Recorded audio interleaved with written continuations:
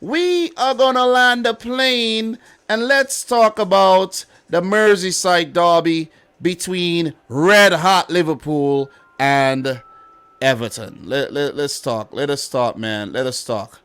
Let us talk about this one, man. 2-0 Liverpool with Andrew Robertson, 62nd minute, and Divock Origi in the 85th minute with the goals on the day, which was a frustrating first 60 minutes for Liverpool, who were dominant. They were really, really dominant throughout the game, but just couldn't break down a very resilient Everton defense set up by Premier League legend himself, former Chelsea, West Ham, and Manchester City player Frankie Lampard.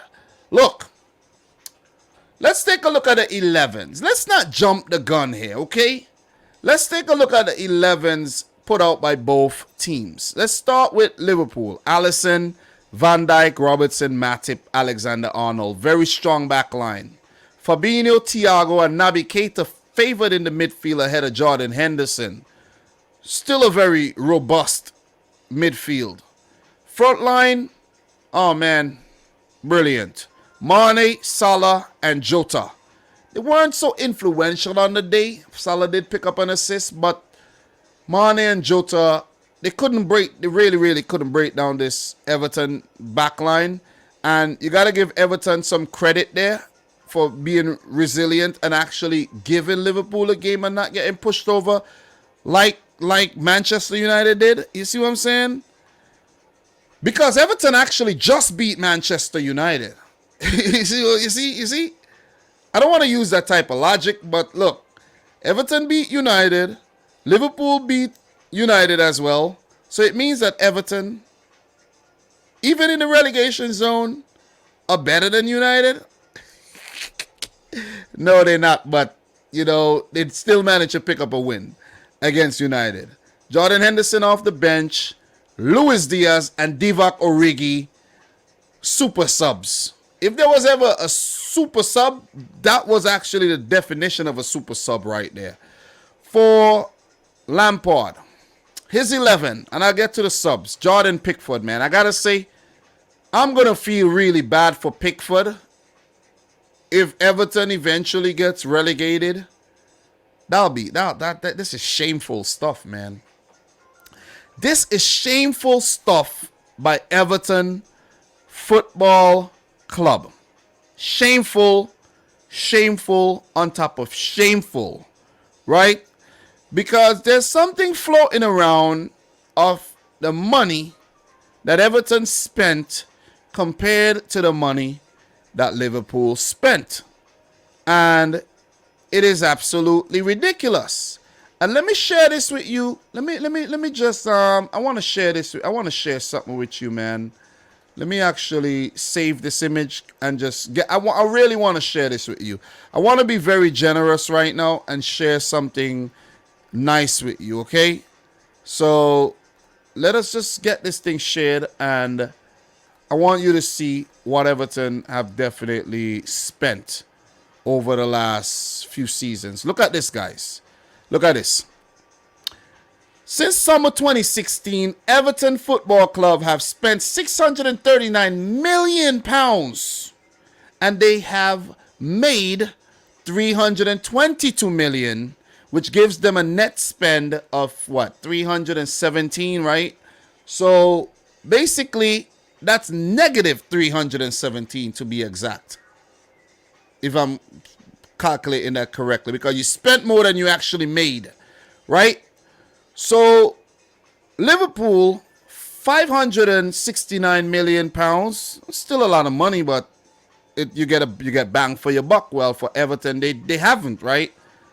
Liverpool, 439 million received, 157 million net spend, and a total of 40 plus million signings, 7 for Liverpool, 20 plus million, 12, right? 40 plus million sales, 1, 20 plus million sales, 5, major trophies, 5, top 4 finishes, 5 out of 5, while for Everton is 0 out of 5, no trophies, and let's not don't care about the sales or whatever, But 20 million plus signings, 20 of those. 20. 3 40 plus million signings. What if Everton had done their recruitment a lot better? Maybe, give the players some sweeter deals and made some more 40 million plus signings and lower the 20 million plus signings, because they made a lot of dumb signings over the years, right? You think Alex Iwobi, that comes to mind, too much money paid for him. You know what I mean?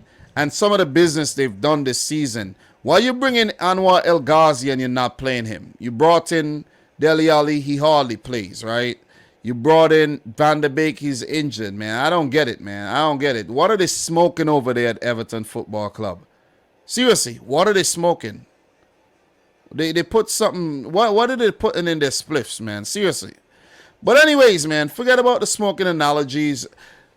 Let us talk. We talk about the 11s. I think Dele Alli came off the bench and he looked really good. I think guys like Mikalenko had solid games. Anthony Gordon. Let's give it up to Anthony Gordon. I was actually talking about Jordan Pickford getting relegated. Oh, man, that's a sad sight. Michael Keane came in for Godfrey, who got injured in the warm-up. Keane looked out of sorts. But I have to say, Vitaly Mikalenko was one of the best players on the day. And you got to give it to Anthony Gordon. Richarlison was a crybaby, staying down for little stuff. Demari Gray had a few opportunities. He looked bright. Alex Iwobi was okay. Doucouré was okay, but he was basically roughing up the Liverpool players on the day. He's like an enforcer along with Allen. And Captain Seamus Coleman there, did his best. Dele Alli came off the bench. I think he looked really good. But Solomon Rondon, it was just, they were just trying something. They were just really, really trying something, man. When you have El Ghazi, man, throw him out there, man. Throw him out. Say, go out there, try to do something for me. But you're not going to have 3 available subs that only put out 2, you know what I mean? So, in terms of the game itself, look, I'm a City fan. I want Liverpool to draw the game, and being 60 minutes into the game, I'm like, yeah, boy. Like Flavor Flav, yeah, boy. I'm feeling like we're going to see a draw today. Everton are going to pull a draw out of the freaking hat. But Klopp, forget about the first 60 minutes, man. Forget about Anthony Gordon getting in behind and simulation, possible penalty shout. I think, it could have been given a penalty if the refereeing, I have to say, was very poor on the day. Very poor. Stuart Atwell, poor refereeing on the day. Very poor. Some decisions could have gone Everton's way. Some decisions could have gone Liverpool's way. But the decisions altogether wasn't good. The penalty shout, I think, was a poor decision. I think Everton, to be honest, I think they deserve a penalty. Some may say Gordon stepped on Matip's foot. Some may say Matip kicked Gordon on his heel. You know what I mean? It's about perspective. But at least use VAR right. Go look at the screen, make a decision. You see what I mean? And I heard there's a conspiracy that the Premier League wants a title race until the last day. So they're doing everything to help Liverpool and might do everything to help Manchester City too. Okay? I know Liverpool fans were about to come at me with that one. But look, the Premier League wants to make money and they want a title race until the end of the season, right? I think Everton were unlucky not to get a penalty or even score a goal because they got in behind on a few occasions. Give it up to Anthony Gordon. Demari Gray got a shot off after they had conceded and everything.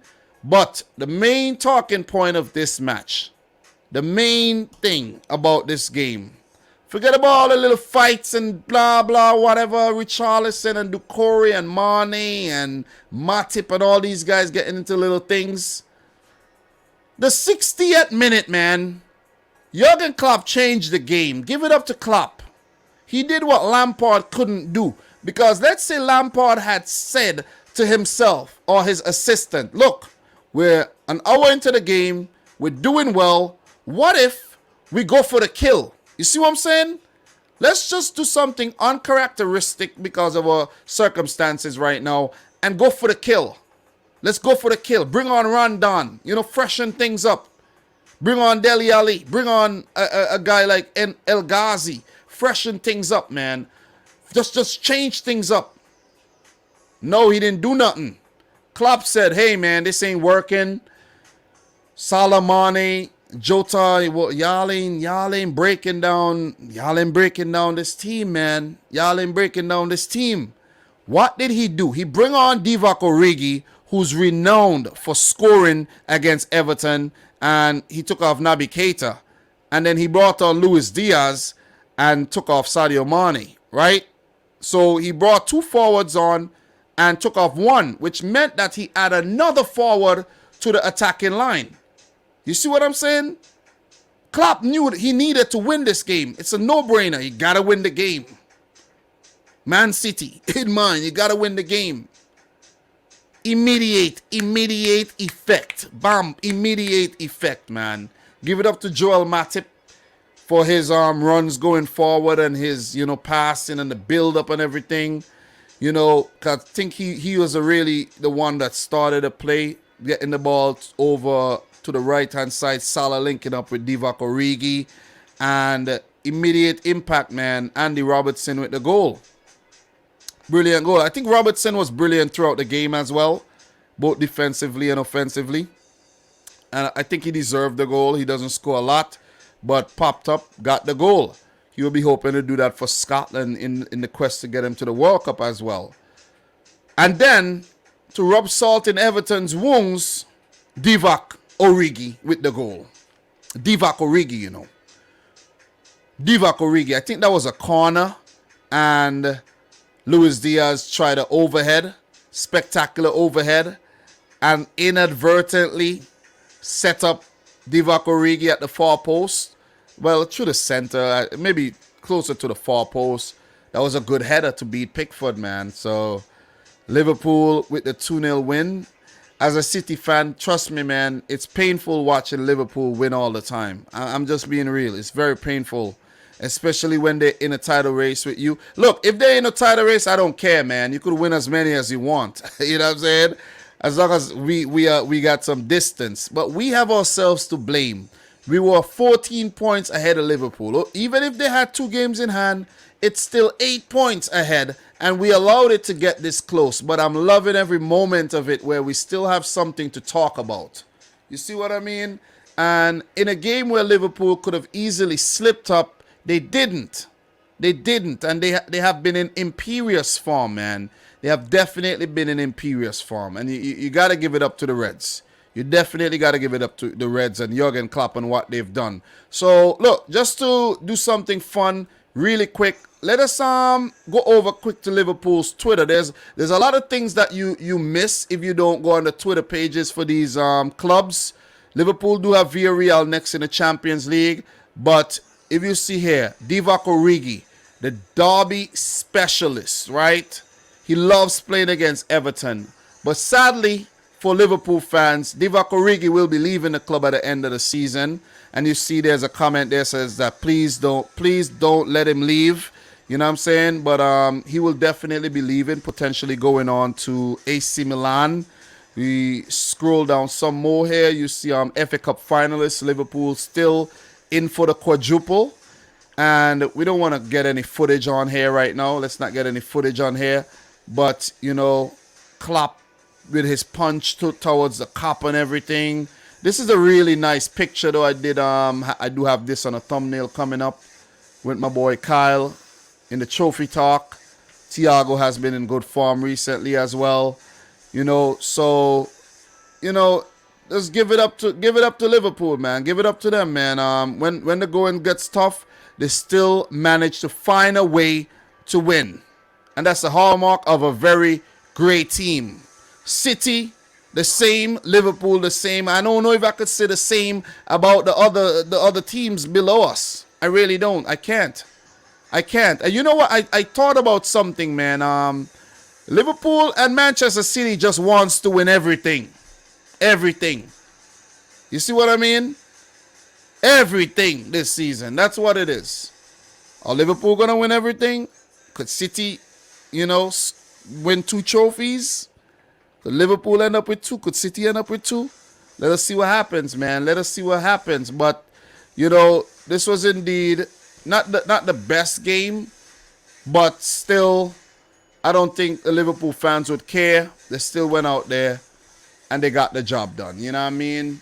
And credit goes to Jurgen Klopp as well, man. Indeed, credit goes to Jurgen Klopp. So, guys, I'm your boy Dom. It's been a long one, an hour 44 minutes. Big up to everybody in here, man. I don't plan on being super, super long tonight. But look, in terms of Liverpool, they do have the Champions League semi-final first leg against Villarreal. I do fancy Liverpool in this tie, but I don't think they should take Villarreal lightly. And then they have Newcastle on the road. That's going to be a very, very tricky game where Liverpool did not beat Newcastle last season. I know City did not beat Leeds last season either, but both teams have picked up wins against the teams that they're going to play against next in the Premier League. So the title race might just continue, 1 point separating the teams. Liverpool do have Tottenham, Aston Villa, the FA Cup semi-final, Southampton, and Wolves remaining this season. So every game is a final. And that's why I love it, man. That's why I love that we have a title race. Both teams, Liverpool and City, in the Champions League. For Liverpool, they're still in the FA Cup. And it's going to be a great finish to the season if you're a Liverpool fan. Or it just might be, just might be heartbreaking.